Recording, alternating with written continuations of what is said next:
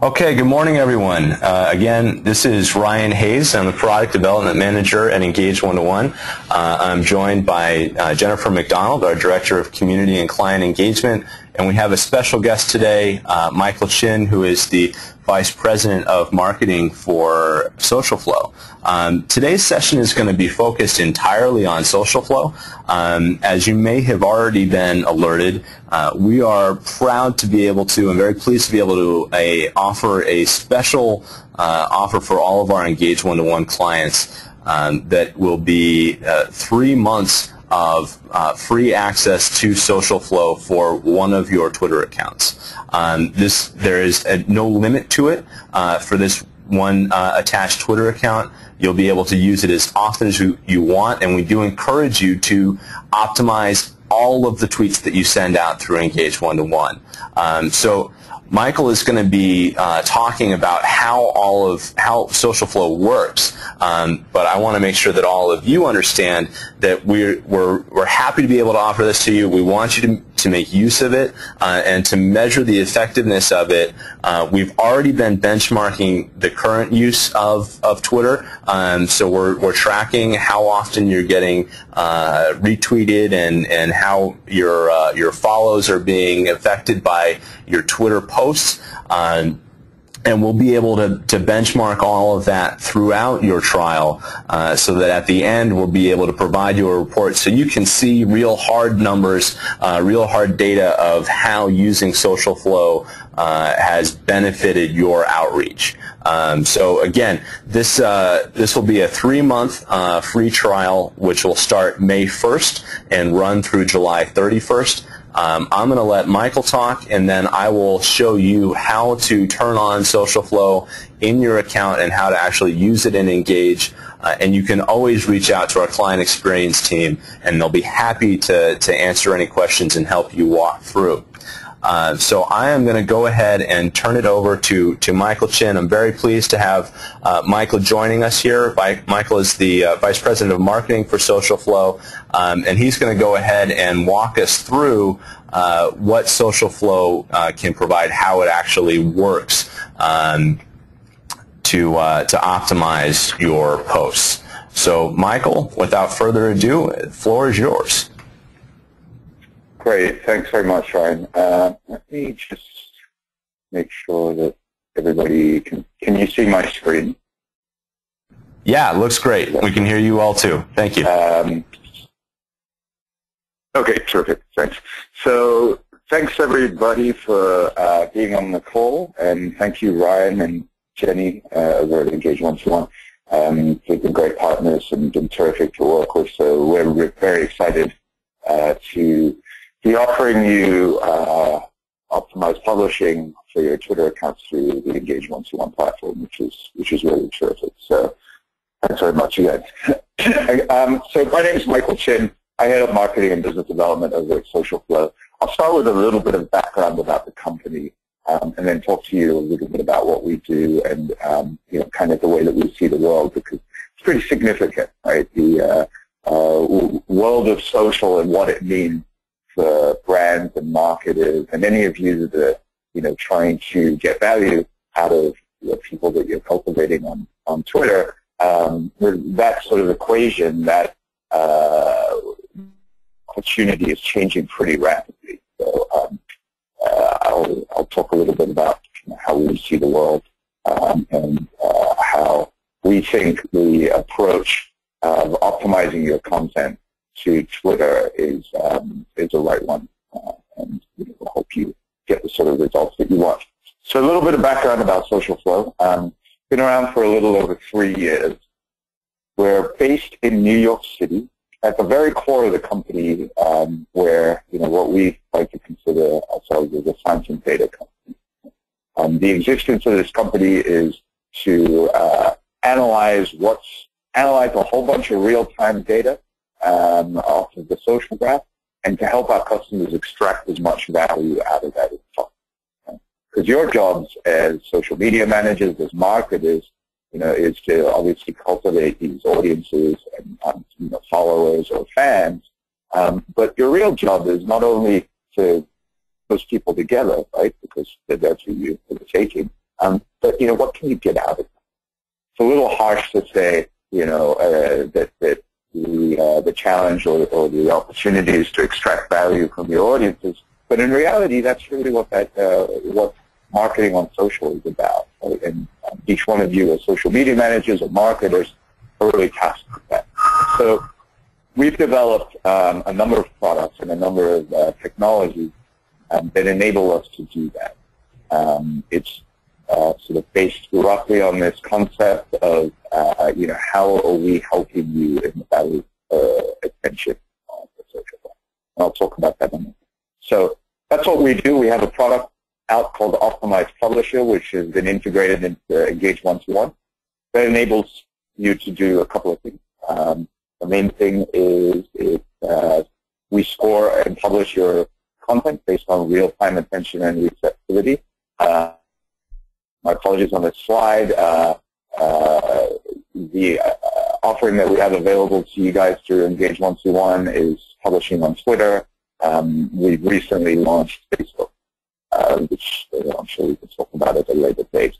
But the net result is what we're able to do is help you figure out the right piece of content to publish at the right time. Right? And the result of all of that, greater earned attention, greater engagement, which is all the stuff that you want. More importantly, over time, is a larger and more engaged set of followers. Right? That's really what you're after. So that begs the question of, okay, so, what is the challenge that we're faced with, right? What's the greatest challenge in social today, right?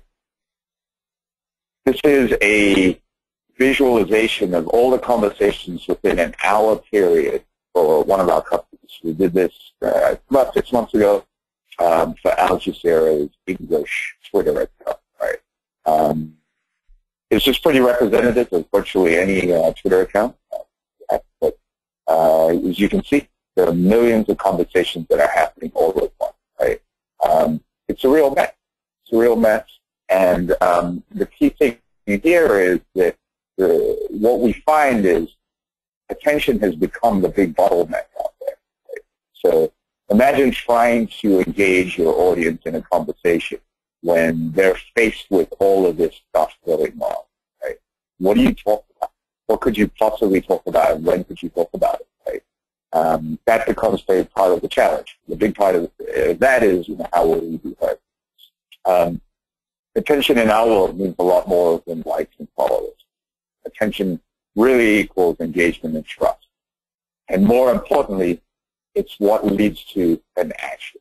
Right? So if you think about it in terms of how can you convert attention to business value, that's really, really the sort of business proposition and the challenge that all of us face in social marketing.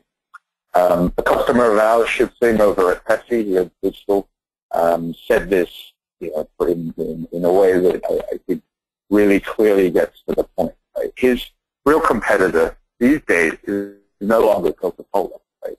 It's no longer the other sort of brown sugar water. In fact, as a marketer, it's a 30 billion status update. So here's the question, though.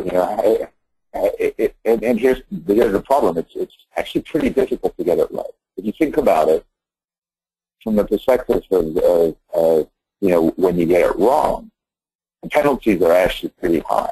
Right? So think about your own usage of Twitter. Right? For those of you that are pretty active on Twitter, which I assume most of you are, think about accounts that you follow, and as you're on Twitter from moment to moment, are you paying attention to all of your accounts? Let's say you log on for minutes at a time, which is really the use case of most people, right? You're logging on for minutes at a time. 60% of people are on Twitter on a mobile device. So the average user scrolls down a couple of times every time they log on. So let's say you see 25 tweets. Right? Of those 25 tweets, what are you paying attention to? I can guarantee you, and if you haven't noticed this before, there are accounts that you skip right through. And if you think about it for a moment, about why you skip right through, you'll very quickly realize that it's because they've gotten it wrong more often than they've gotten it right for you. Right? The payoff for you to pay attention to them over time has been quite low, but for whatever reason you continue to follow them. And what's the worst thing that can happen? You eventually unfollow them because they're just too useless and pointless to you. Hey, Michael, can I interrupt you for just 1 second? Yeah. I apologize. We've had some people who are having a little trouble hearing you, so I was asking if you could just speak up a little bit more for them. Oh, I'm sorry. Is this better? Sure. Okay. Sorry about that. So, so if you think about that 25, that set of 25, there are a couple of things that you'll want to consider, right? So, first of all, how do you even get into that subset of 25 for consideration? The other thing that we know about the way people interact with Twitter is that they very rarely go back to the last tweet that they read, right? So unlike email, it's not like you go through, your entire newsfeed as you do your inbox, right? So as you're going through your inbox, you click through your emails. The odds of you at least giving a glance, if not opening an email of everything that you have in your inbox is pretty high, right? On Twitter, that's not the case. On Twitter, what's happening is people are coming in and out of Twitter all day long, right? Minutes at a time. And, again, the average sort of set of tweets that they see is 25, right? So if you're logging on at 9 a.m. and then you log on at noon, you've missed out on a whole lot of tweets, right? So challenge number one becomes, how do you even get into that first set of tweets, that subset, right, for consideration? Second challenge very quickly becomes, how do you beat out the other 24 tweets? Right? Because right now, let's say you get into that 25, you're now competing with tweets from my family, my friends, celebrities that I'm really into, brands that I follow, news organizations, politicians, people, all sorts of stuff, right? So there's throwing stuff at you. So how do you compete with all the stuff that's coming in front of you, right? I have a finite ability to consume content. I have a finite attention span, and I have a finite ability to pay attention to things, right? So that becomes a massive challenge, right? We've shifted pretty rapidly over the last couple of years from an access economy where you could pay for access to people, right?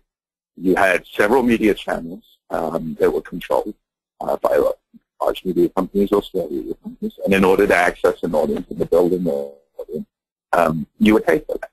Right? Pretty straightforward, pretty simple. That's changed, right? So social media and the web has completely transformed that. We no longer live in an access-based economy as much as we do an attention-based economy, right? Where people have stuff flying at them all day long. Right? So the second thing then becomes, how do you compete for attention once you've gotten into that subset of consideration? Right? So that's sort of really the premise of all of this and the premise of what we do. The way in which we do it is we look at a whole bunch of real-time data. We look to see what's happening amongst your audience. Right? So we've been full partners with Twitter for over 2 years. As part of that, we have access to what they call the fire hose. Those of you who aren't familiar with the fire hose, what that means is we see, excuse me, every single tweet that goes by as it goes by in real time. Doing what we do in real time is extremely important because your audience that's available to you right now is going to be very different from your audience that's available to you in 3 minutes, in 5 minutes, in an hour, tomorrow, right? Doesn't matter if it's 10 a.m. or today versus tomorrow, right? Do you talk about the same thing at 10 a.m. every morning? No, right? The audience that's available to you and the topics of conversations and what they're interested in are going to be extremely different. What we found in our research of the data is people move in and out rapidly and conversation shifts very rapidly. It's the nature of Twitter. So through our partnership with Twitter, we have access to what's called Firehose. Right? What we're able to do is segment off an audience. For my publisher product, what we do is we segment off a given audience, a group of followers around an account. So let's take your account. Let's say you have 10,000 people follow. Right? We'll be analyzing your followers in real time. We scale that out a couple of levels. We want to account for a shift in we want to account for conversations outside of your audience, retweets, sharing, all that sort of stuff. So we scale that out a couple of levels. We look at your followers, but we look at their followers, and then we look at your followers' followers as well, right? So the first thing that we do is we determine who's available to you at any given point in time, who's online, who's active, and who's likely to engage and be available to you, right? Think about it. When you walk into a room, the first thing you do is you look around to see who's in the room, right? It makes sense to understand who you're talking to and if this is the right audience for you or not, right? And we also break down a couple of the characteristics of your audience to understand how they're engaging. Are they on a web browser, on a laptop? Are they on a mobile device, right? Because those behaviors are quite different. The odds of somebody watching a video on a mobile device is much lower than the odds of them watching it on a laptop or a browser. So once we understand who's available to you, the second thing that we look to understand is what's going on, right? So what are they engaged in? So we've developed language analysis software that sits on top of our audience analysis. And what we're doing is we're looking to understand the conversations that are in play. What are the topics that are in play? What are they talking about? What are they interested in, right? Think of it this way. If I joined this call right now and started talking to you about how I thought, Five Guys hamburgers are far superior to Shake Shack, probably really get much going in this conversation, right? Your odds of caring about that right now are pretty slim. Your odds of wanting to engage with me in that conversation is pretty slim. Even though I think that's a statement of fact, and I'm sure all of you agree, I don't think you'd want to engage in that conversation right now, right? However, me talking about Twitter, social media, online publishing, online marketing, all of that, you're a whole different story. You're paying attention, hopefully, and you're looking to engage, right? Context is key. Content is absolutely key, right? So it begs the question of what should you say to an audience that's available to you? What are they interested in? What are they likely to pay attention to? How do you beat out the other 24 tweets, right? So think, again, back to that analogy, you walk into a room, first thing you do when you sit down is look around to see who's available to you. Second thing you do pretty quickly is you begin to understand what the topics of conversation are, right? So that you are able to prepare your own presentation at that. And unless you're very socially awkward, you try to prevent saying things that people don't care about or begin to tune you out on and not pay attention to you. Rather, you try to engage them with the right pieces of content and the right conversation, right? Doing that in small groups, we do that all the time. I'm sure every day, when you're at the office and you're in meetings and, you walk into conference rooms, you do that all day long, right? As social beings, we do this very innately. However, at the scale of Twitter and Facebook, where you're talking about thousands, potentially hundreds of thousands of people, maybe even millions, right? That becomes a much more difficult problem to solve as a human being. In fact, that becomes an impossible problem to solve as a human being. That's like me asking you, I'm based in New York, me asking you to go to the main terminal at Grand Central Station, right? Tell me exactly what conversation we should have right now. Not something you can do. It's an impossible thing to do, right? So that's social media marketers. That's what brand marketers, that's what all of you that are trying to extract value out of Twitter are expected to do all day long, right? So what do you end up doing? You create a bunch of content and you guess at when you should send it out and hope for the best. Right? We obviously think there's a better way of doing it, so our analysis enables you to understand who's available in the room, understand what the topics of conversation are, and the final piece is understand what's likely to yield you the greatest return in terms of attention and engagement. When you add all of that together, that enables us as a technology to do one thing really well: value topics of conversation and audience in real time on Twitter. Right? With that value, we're then able to score your content based on attention and engagement that you would like to share to Twitter. Right? So the way that our application works is, I'm sorry, I forgot to move the slide. The way that our application works is we take in your content, you feed it into the system, and or through Engage One-to-One, you can compose the content manually, you feed it in a number of different ways. Right? Your content sits in what we call a queue that lives live and we apply a score in real time against each one of these pieces of content. So what happens is the tweet that is likely to yield you the greatest return in attention and engagement naturally rises up to the top. Right? Should I talk about an offer at this location right now? Should I be giving people a piece of content about X, Y, or Z because they're likely to engage and pay attention to that right now because they happen to show signs that they're interested in this type of content, right? So what happens is that content gets scored, and then the final layer in our technology is based on predictive modeling. So we have a team of 8 people that work on research and development, 8 people that are severely smarter than me with massive brains that deal with big data and math all day long. And they've developed a predictive analytics model that sits on top of it.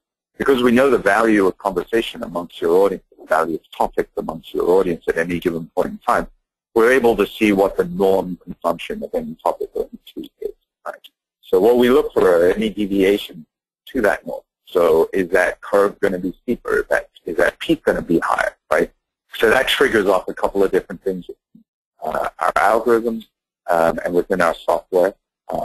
And that enables the final piece of what our product does. Right? So we pulled in your content, we've scored it, we figured out what's going to yield you the greatest amount of attention in real time. When we see conditions amongst your audience shift significantly to trigger that, we do 2 things. One has to do with content selection. We figure out the right piece of content to post. And the second has to do with content selection. Content publishing. Right? We figure out the right time. I'll give you an example. The day that we published the very least content, our system was almost quiet of the 3 years that we've been in existence, was the day that Steve Jobs passed away. Because for 2 or 3 hours on Twitter that evening, unless you had something interesting and compelling to say, the threshold for attention was so incredibly high for anything other than news about Steve Jobs or conversations about Steve Jobs. Right? So anything you would have said would have been believable. Right? So that's obviously a very extreme example. Now, if you flip that around to what happens every day, it's no longer about, it isn't as much about, one massive conversation that spikes, but rather it's conversations that spike, die off, and then appears over here, and then dies off, and then appears over here all day long, right? So how do you account for all of that? And that's what our technology enables you to do. The net result of all of that is we help you maximize your earned attention and engagement by optimizing the right piece of content at the right time. What we're essentially proposing to our customers and what we do for our customers is we're adding this data-informed layer to your content strategy and decision-making. Right? All of you are great at doing a couple of things, that human beings are great at. You're great at creating content. You're great at engaging with it. Right? That final piece of publishing it to a fast-moving social graph, that's stuff that we as human beings aren't that good at. Right? Machines are better at it. Math and data, it can solve this problem. Right? So that final piece of getting it in front of a fast-moving audience and ensuring that you're maximizing your attention and engagement, that's the piece that SocialFlow plugs in. So, why waste all of the effort that you've done in putting all of this together and publishing it and, hoping for the best, right? Let's remove the guesswork is what we're saying to our customers. Now, on the flip side of all of that, we provide you with a whole bunch of data, which you'll get out of the Engage One-to-One platform, that you can then take back into your content planning meetings, your content strategy meetings, right? Bring up to your boss and say, okay, this is what we're getting. This is exactly how we can value our audience on social. Because I know for every 5 pieces of content that I put out there that's this type of content, it results in a click on the sale, or a click on a lead, or a click on a sign-up, or a coupon, or what have you. Right? You're now able to take that data to really understand what's happening with your audience, right? Fine-tune your content and engagement strategy, and also assign business value and results to what you're doing. Social, right? Social used to be, kids, right? But if you think about it, an average, for those of you that do direct mail, right, an unscrubbed list, I think it's something like 22 cents per name and the contact, right? Well, you've cultivated this massive audience that's already up to put in to hear from you, right? A great audience. I'm hoping you're able to extract much more than 22 cents out of this, or whatever you can to recover your cost, right? So the value of that audience that you're cultivating on social is massive. Now just question of how do you extract the value, right? So, so let me just go through a couple of slides. Just sort of helps you visualize what the potential is if you're tweeting at the right time. Give you a couple of examples. The Economist, we like to talk about them because they were actually one of our very first customers, and we learned a lot about how to publish on Twitter, and today brands are publishers really, so we can drive a lot of lessons from what we learned from some of the publishers that we work with. When we started working with them, they were 180 or so thousand followers. They're about 1.5 million now. But the really important thing for us is the growth in clicks per tweet and the growth in clicks per follower. Those are two really important metrics in our world when you're trying to understand the value and the quality of the audience that you're building and how much you're able to extract, right? Growing your audience is the first step, but how do you get the value out, right? So clicks per tweet becomes a really good measure of how good is your content doing, right? How well are you doing with your content, and how well are you getting the return from your content? Clicks per follower becomes a really good measure of how strong an audience you build, right? Because the fact is, what you want to do is avoid them tuning you out, right? Obviously, what you want them to do is every time you send a tweet out, you're asking them to reward you with some piece of return, right? So a click, a retweet, or what have you. Now, in order to do that, you've got to earn that. You've got to earn that reward from that, right? So you spend a little bit of your social currency every time you tweet, right? When they reward you, you get some of it back in the form of trust, right? So a trust in, okay, I'll continue to engage with you, or a trust in, I'll share it with my friends, right? When they don't do anything, you've spent that. And over time, if you spend too much of it and not get back, obviously that's not where we want to be. So here are some general results from some of our customers. We work with a lot of brands, a lot of e-commerce brands, highly distributed, large retailers as well, and obviously publishers. Here are some of the results that we see.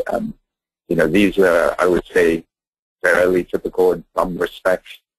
Some of the numbers that we see are so mind-blowing that it's kind of absurd to share.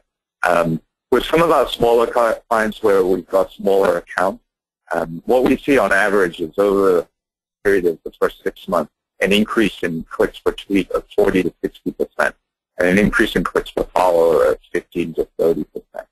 Right? Really varies. Obviously, the optimization on Twitter is only as good as your content. Right? And that's up to you. That's where the genius part comes in. And what we're enabling with this tool in part is more of that genius. Okay. So a couple of our other customers, the numbers here. So Pepsi, more of a branded experience. The Economist, we talked a little bit about. Random House, several of their brands as well as their main brand. But one of the key things there was we focused on an e-commerce campaign. And as you see, a pretty significant conversion rate for them, and a pretty significant increase in conversion for them. So that's SocialFlow, and this is my contact information. If you have any questions, feel free to drop me a note. Otherwise, I'm happy to answer any questions now. So back to you, Ryan. Great, thank you, Michael. So I'm going to go ahead and make myself the presenter again. And I am going to walk through a little bit of how to actually set up and use SocialFlow and Engage. I know that we are towards the end of our time here, so if you do need to jump off early, we are recording the session. We will be able to provide it to you so that you can review this at a later date if necessary. But I promise I can get through this pretty quickly.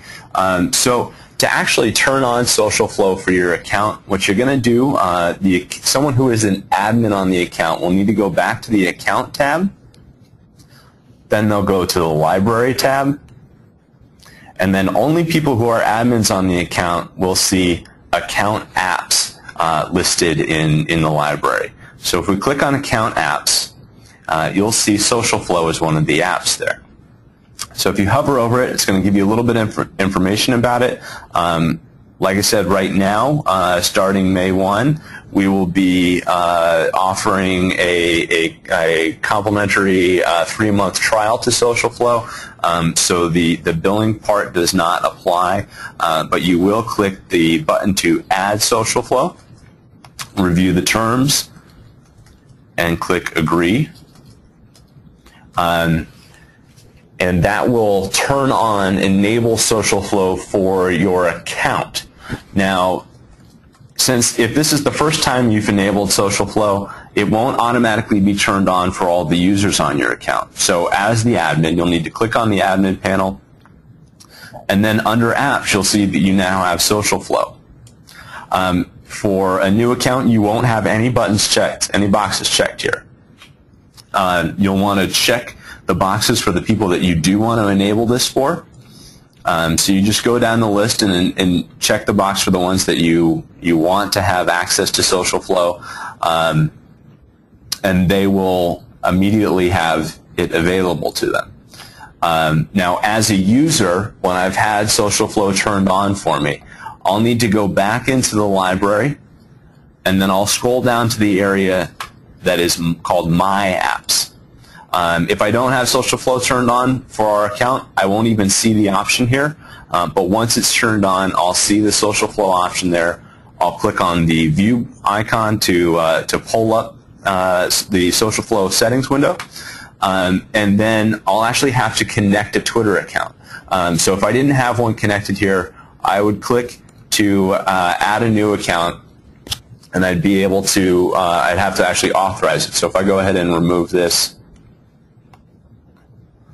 I have my Java one-to-one account connected to my Engage one-to-one account, so I'm going to hit plus to connect to SocialFlow. It's going to take me to Twitter to actually authorize that account, because again, we need to authorize SocialFlow to post on your behalf in addition to using Engage to post. So I'm going to authorize the app. It's going to take me back to the application, and now SocialFlow is connected for my user, for my Engage one-to-one username.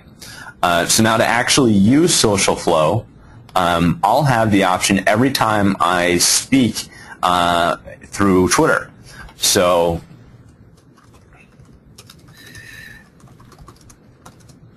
if I write a post,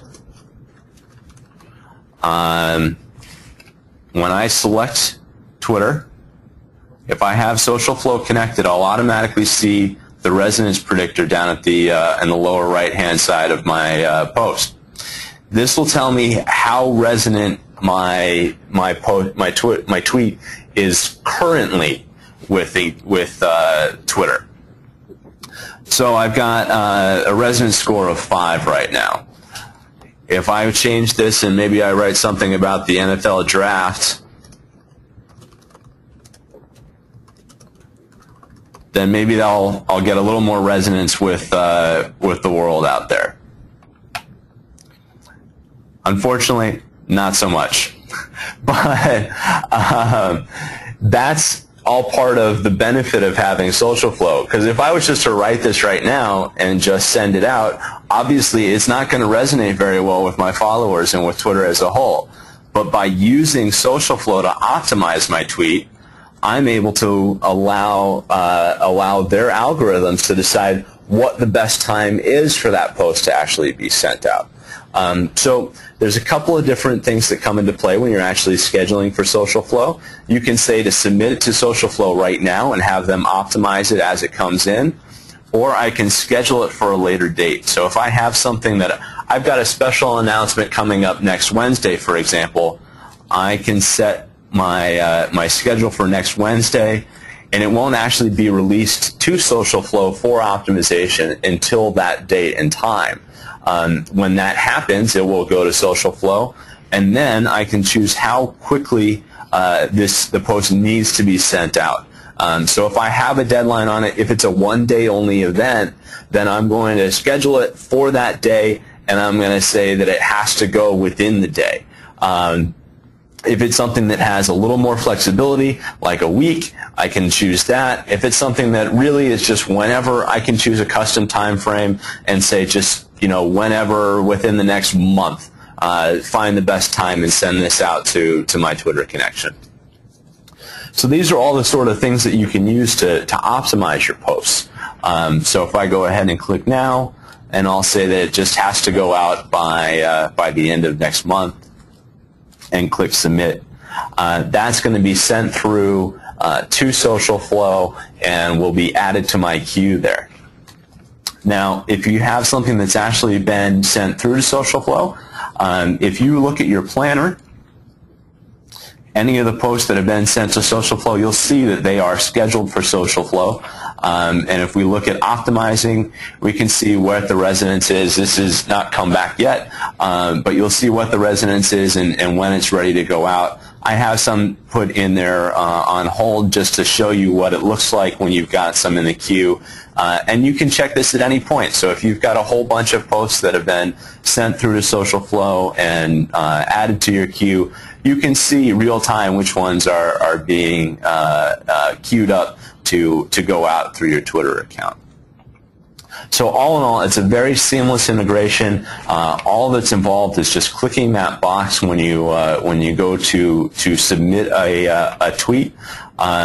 And because of the offer, we do encourage you to pick your most important Twitter account if you have multiple Twitter accounts, and make that connection, connect that Twitter account to SocialFlow for your account. And starting on Tuesday for May 1, we do encourage you to send out all of your tweets through SocialFlow so that you can really see what sort of the benefit that special optimization can provide for you.